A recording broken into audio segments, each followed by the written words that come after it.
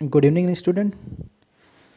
Design of steel and masonry structure के chapter number 6 जिसका नाम कंप्रेशन मेंबर है, पिछले लेक्चर में पार्ट 2 में हम इसके कुछ टॉपिक को कवर किए थे। आज हमारा नेक्स्ट टॉपिक के बारे में जानेंगे या स्टडी करेंगे। तो आज का जो हमारा टॉपिक है उसका नाम है बकलिंग व्याकुंचन। क्या होता है बकलिंग?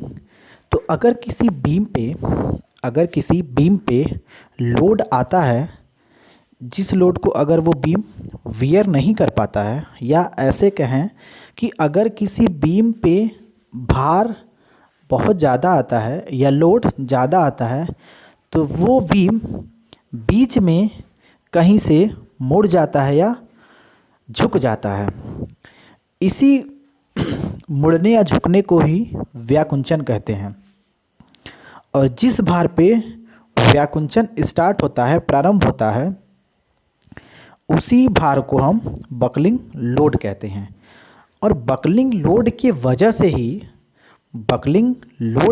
से ही बीम में बेंडिंग स्टार्ट होता है। अब हमारा नेक्स्ट टॉपिक है न्यूनतम परिभ्रमण त्रिज्या, लीस्ट रेडियस ऑफ गायरेशन। तो जिस अक्ष पे या जिस एक्सिस पे, यानी कंप्रेशन मेंबर के जिस एक्सिस पे मोमेंट ऑफ इनर्शिया का मान न्यूनतम होता है, या जिस अक्ष पर संपीड़न के खंड का जड़त्व आघूर्ण न्यूनतम होता है, उस अक्ष पर जो खंड की परिभ्रमण त्रिज्या होती है, उसी को हम लोग न्यूनतम परिभ्रमण त्रिज्या कहते हैं। और न्यूनतम परिभ्रमण त्रिज्या निकालने का जो फॉर्मूला होता है वो आर मिनिमम बराबर रूट में आई मिनिमम बाई ए, और आई मिनिमम को हम न्यूनतम मोमेंट ऑफ इनर्शिया यानी मिनिमम मोमेंट ऑफ इनर्शिया कहते हैं। और यह किस वैल्यू को लिया जाएगा?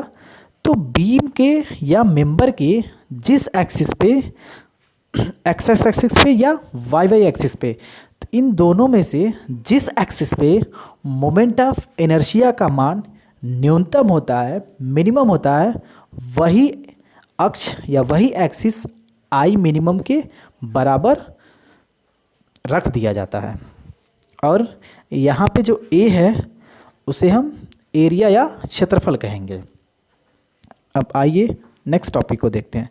नेक्स्ट टॉपिक का मान हमारा तन्यतानुपात स्लेंडरनेस रेशियो होता है। तो जो स्लेंडरनेस रेशियो होता है, अगर किसी कंप्रेशन मेंबर के इफेक्टिव लेंथ में लीस्ट रेडियस ऑफ गायरेशन से भाग दे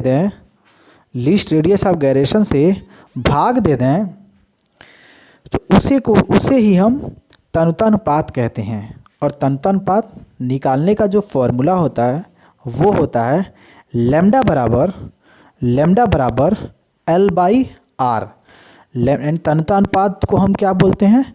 तन्यतानुपात को हम लैम्डा से डिनोट करते हैं। और लैम्डा बराबर effective length upon least radius of gyration, या लैम्डा बराबर एल बाई आर।